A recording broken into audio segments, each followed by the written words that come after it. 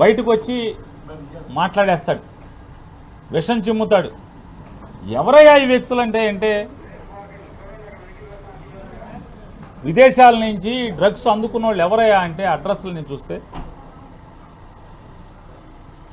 అంతా మనోళ్లే, అంతా బీరకాయ పీసే, అంతా చుట్టరకాలే.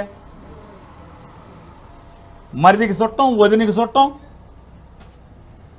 వ్యాపారాలు, భాగస్వామ్యం, వాటాలు అంతా వీళ్ళే. విషం మాత్రం జగన్మోహన్ రెడ్డి గారి మీద. ఎందుకు 45 ఏళ్ల ఇండస్ట్రీ, 14 ఏళ్ల ముఖ్యమంత్రి, 75 ఏళ్ల వయసు, పొలాల్లో రావి చెట్టుకి తాడి చెట్టుకి కూడా వయసు వచ్చింది. కానీ ఎంతో కొంత జనానికి పనికి వచ్చే పనులు చేస్తూ ఉంటాయి. కానీ ఈయన అనుభవం, ఈయన వయసు ఎవరికి ఉపయోగం? ఈ డ్రగ్స్కి ఎవరి మన చుట్టాలు తెచ్చుకోవటం ఏంటి, మన బీరకాయ పీస్ తెచ్చుకోవటం ఏంటి, మన వదిన గారి చుట్టాలు ఉండటం ఏంటి, వదిన గారి ఇంట్లో పిల్లలు ఉండటం ఏంటి? ఇక అదృష్టం ఏంటంటే ఒక్కడి పేరు చివరి రెడ్ లేదు, బతికిపోయాం. ఎవడన్నా దురదృష్టవశాత్తు ఒక రెడ్డో లేదా ఎవడన్నా కాపోడో ఏంటి పేరుందని జగన్మోహన్ రెడ్డి అవుట్ మొత్తం. ఈనాడు జ్యోతి. అసలు మీ చుట్టాలు దొరికితేనే మామూలుగా మీ చుట్టాలు డ్రగ్స్ తెప్పించారంటేనే జగన్మోహన్ రెడ్డి తెప్పించారని విషయం చెబుతూ ఉంటే, అందుకోసమే ఎలక్షన్ కమిషనర్ గారిని కలిశాం. అయా దీన్ని లోతుగా విచారణ చేయాలి.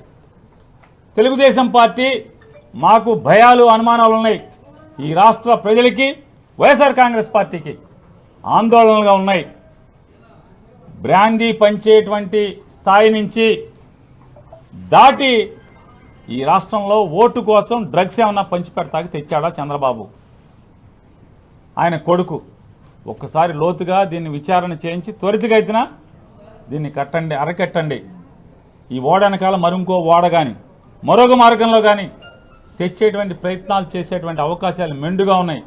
ఎందుకంటే ఇతను తిరిగేదంతా చేసిన సావాసాలన్నీ కూడా దొంగలతోనే. 5 ఏళ్లు ముఖ్యమంత్రిగా ఉన్నప్పుడు ఇట్లాగే సింగపూర్ నుంచి ఒక దొంగను తెచ్చి మొత్తం రాత మర్యాదలు చేసి ప్రభుత్వాన్ని అప్పజెప్పేశాడు. కొత్త అల్లుడిలాగా మర్యాదలు చేసేవాడు అతన్ని అడ్డం పెట్టి. ఇవాళ అదే సింగపూర్ మంత్రి జైల్లో ఉన్నాడు. పాపాలు చేశాడు, దోచాడు సింగపూర్ని అని చెప్పని, తప్పుడు వ్యాపారాలు చేశాడని చెప్పని, లంచాలు తీసుకున్నాడని చెప్పని.